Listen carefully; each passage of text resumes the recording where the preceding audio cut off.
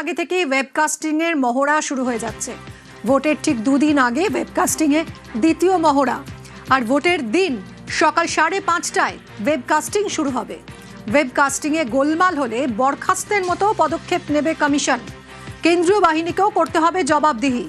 পাহাড়ি এবং প্রত্যন্ত এলাকায় বুথে ভিডিওগ্রাফি হবে। বিদ্যুৎ সংযোগ না থাকলে ভিডিওগ্রাফির নির্দেশ। ওয়েবকাস্টিং এর সমস্যা হলেই সংশ্লিষ্ট বুথে পুনর্নির্বাচন। जो सॉफ्टवेयर होती है हमारी वेबकास्टिंग सॉफ्टवेयर, उसमें 3-4 पैरामीटर जो है हम लोगों ने देखा है। जैसे एक पैरामीटर ये है, 4 से ज़्यादा वोटर नहीं रहने के अंदर, तो जैसे ही 5वां वोटर आएगा या भीड़ होगी, एक पॉपअप करेगा वो स्क्रीन पे। कभी कभी हो सकता है कि मशीन में कुछ गड़बड़ हो गई है, तो मैकेनिक आया और प्रिसाइडिंग ऑफिसर गए हैं, तब भी पॉपअप आएगा। जहाँ जहाँ वायलेशन होगा वहाँ बेस्ड ऑन पॉपअप्स एक्शन होगा। इलेक्शन कमीशन एकदम फ्री फेयर रोल चाहता है, फ्री फेयर इलेक्शन चाहता है। 23 এপ্রিল প্রথম দফার ভোট। প্রথম দফায় 152 আসনে ভোটের জন্য মোতায়েন করা হবে প্রায় 2.5 লক্ষ কেন্দ্রীয় বাহিনীর জওয়ান। সবচেয়ে বেশি কেন্দ্রীয় বাহিনী থাকবে মুর্শিদাবাদে।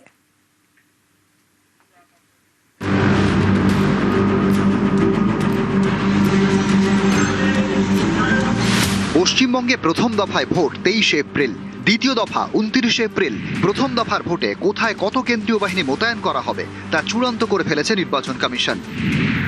প্রথম দফায় 152 আসনে ভোট, এর জন্য প্রায় 2400 কোম্পানি কেন্দ্রীয় বাহিনী মোতায়েন করা হবে।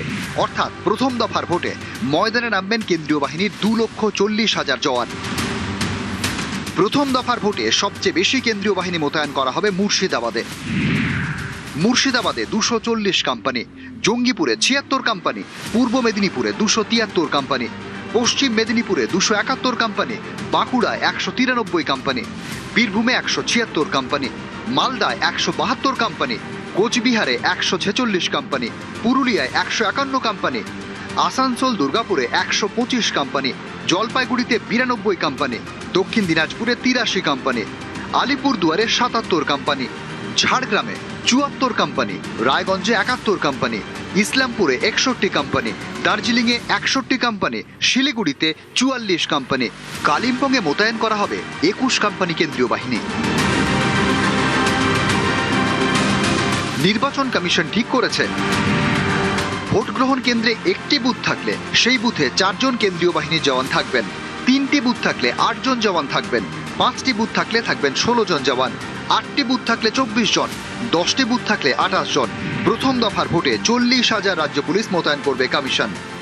ইতিমধ্যেই নির্বাচন কমিশনের তরফে জেলায় জেলায় 6 দফা গাইডলাইন দেওয়া হয়েছে ভোটকে নির্বিঘ্নে করার জন্য। আর তাকে সামনে রেখেই এবার রাজ্যে প্রথম দফার ভোট নির্বিঘ্নে করার জন্য 2400-এরও বেশি কোম্পানি কেন্দ্রীয় বাহিনী মোতায়েনের সিদ্ধান্ত নিল নির্বাচন কমিশন। ক্যামেরায় কুণাল চৌধুরীর সঙ্গে সোমরাজ বন্দ্যোপাধ্যায়, নিউজ 18 বাংলা, কলকাতা।